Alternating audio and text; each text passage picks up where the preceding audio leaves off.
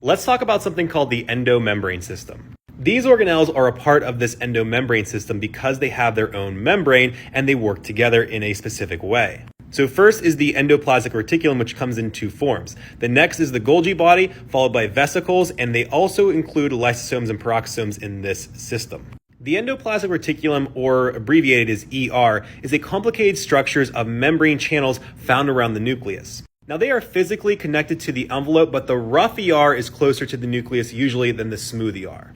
The rough ER is covered in ribosomes and produces proteins. The smooth ER is not covered in ribosomes and produces lipids. Now the ER will send vesicles to the Golgi body in the endomembrane system.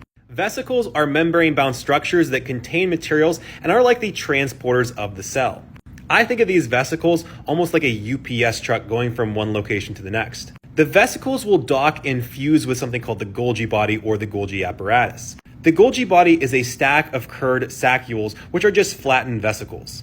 And they receive vesicles filled with proteins and lipids from the smooth ER and modify, tag them, and ship them to other parts around the cell. So the Golgi body is like the UPS center of the cell, which takes in a bunch of different materials and sends them back out to the specific locations they're needed.